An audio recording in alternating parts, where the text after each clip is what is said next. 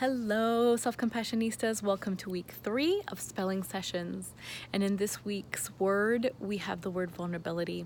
And vulnerability stands for, well, it's Latin for wound. It could also possibly be from velere, which means to pick at. And so when this word came up as wound, I was really shocked because we use vulnerability as this, most people don't like being vulnerable, but these days with all of the work and research that's being done, people are really leaning into it in a positive way.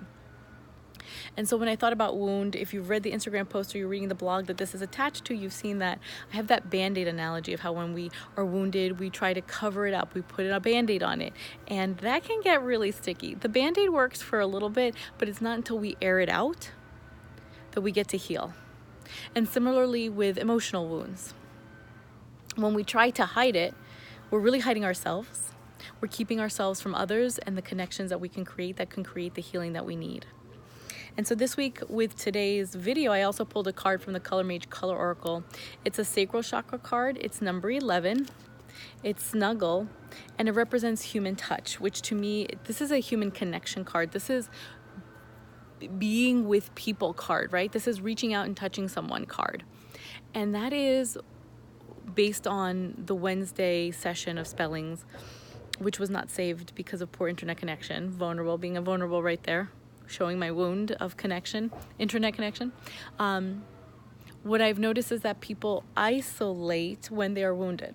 They want to hide themselves when they are wounded. So I'm going to invite you that if you're watching this and you are feeling vulnerable, if you're feeling isolated because of vulnerability, I invite you to reach out and connect with someone. It could be as simple as reaching out to a friend and just being like, hey, I just want to be honest and this is what I'm feeling right now and I just need to share with that someone, or reaching out to people that you haven't spoken in forever. Because it is the human connection that supports us, and it's human connection that is actually a self-compassionate experience. Self-compassion, and a dimension of low self-compassion is isolation. And what I'm finding is that the common thread with some of the people that I've spoken with is that when we are really wounded, when we're really vulnerable, what we do is we hide ourselves from others. And so the antidote would be sharing yourself with others, because you'll actually be surprised that other people are either experiencing the same thing, or they have resources, or they are there to be compassionate and support you. So if this resonates with you, feel free to place a comment in the comment section below and share with us, how has vulnerability or not being vulnerable enough impacted your life? How is this showing up for you? I would love to hear and share and connect. If you're watching this also, don't forget to join the mailing list. Every Monday I send out a recap of the Friday sessions. Today we had a special guest, and you get to see all the people that get to share insights on the word of the week and a little bit more when it comes to nuggets of information that can support your journey.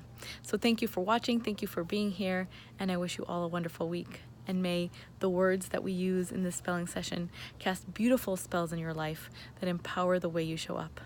Have a great one.